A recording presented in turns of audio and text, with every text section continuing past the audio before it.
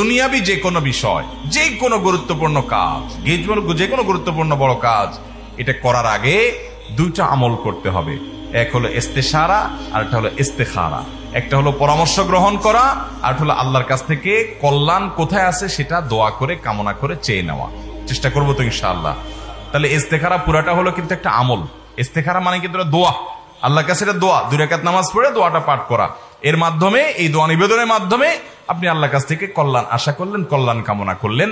এরপর আপনি আল্লাহর পরে পরিপূর্ণ তাওয়াক্কুল করবেন যে এর পিছনে আল্লাহ তাআলা আমাকে কল্যাণ দিবেন। দোয়া করতে থাকবেন। নবী সাল্লাল্লাহু আলাইহি ওয়াসাল্লাম প্রায় বলতে থাকতেন, আল্লাহুম্মা খিরলি ওয়াখতারলি, আল্লাহুম্মা খিরলি ওয়াখতারলি। এটা হলো সংক্ষিপ্ত ইস্তেখারা। আপনি হাঁটতে চলতে ফিরতে সবসময় বলতে পারেন, আল্লাহ আপনি আমার জন্য কল্যাণ দান করেন, আমার জন্য নির্বাচন করে দেন যে আমার কোনটা করা উচিত। আল্লাহুম্মা খিরলি ওয়াখতারলি বেশি বেশি করে পড়লেন, বাস। এটা এক প্রকারের ইস্তেখারা। আর মূল ইস্তেখারা যেটা, সেটা তো আমরা পড়বো ইনশাআল্লাহ বিইذনিল্লাহ, বেশি বেশি করে প্রত্যেকটা গুরুত্বপূর্ণ কাজে ইস্তেখারা করতে থাকবো, করতে থাকবো, করতে থাকবো, এবং আল্লাহর উপরে পরিপূর্ণ তাওয়াক্কুল রাখবো। ঠিক আছে তো ইনশাআল্লাহ? আমল করবো তো ইনশাআল্লাহ? আল্লাহ আমাদের সবাইকে আমলের তৌফিক দান করুন। তবে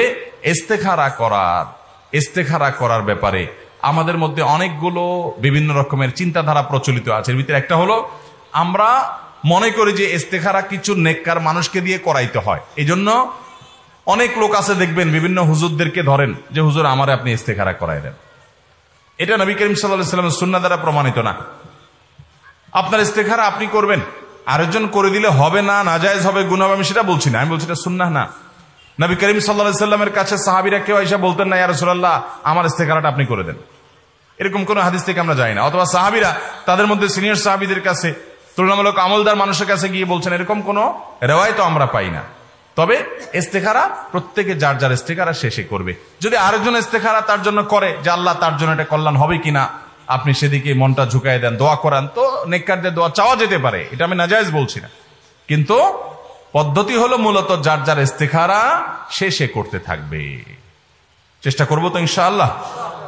মহিলারাও করতে পারে, পুরুষরাও করতে পারে, একজন ছাত্র মানুষ করতে পারে, একজন ব্যবসায়ী মানুষ করতে পারে, যে কোনো পেশার মানুষ করতে পারে। এটার জন্য বিশেষ কোনো যোগ্যতার প্রয়োজন নাই।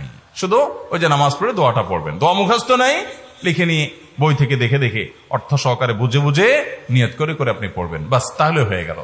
আর ওই যে পরামর্শ মশওয়ারা, যেটা আমাদের থেকে বিদায় হয়ে গেছে, তাহলে পরামর্শ ভিত্তিক আমরা জীবনযাপন করব, ইস্তেখারা ভিত্তিক জীবনযাপন করব। তবে শরীয়তের কোন হালাল হারাম কাজ করবেন কি করবেন না, শরীয়তের কোন নির্দেশিত কাজ করবেন কি করবেন না, এই বিষয়ে আবার ইস্তেখারা চলবে না। আপনি যদি ইস্তেখারা করেন যে আল্লাহ হুজুর বলছে 5 ওয়াক্ত নামাজ পড়া লাগবে, কোরআনে আছে, হাদিসে আছে, আমি ইস্তেখারা করতে চাই, এটা আমার পড়া দরকার আছে না নাই, তাহলে এখানে ইস্তেখারার দরকার আছে কোনো? এখানে ইস্তেখারা করা যাবে না। ইস্তেখারা আখিরাতের কোন বিষয়, অর্থাৎ আল্লাহ তাআলা যা করতে বলেছেন বা যা নিষেধ করেছেন সে বিষয়ে আর কোনো ইস্তেখারা নাই। ওটা তো আল্লাহ সিদ্ধান্ত দিয়েই দিয়েছেন, ওখানে আর কোনো ইস্তেখারা চলবে না।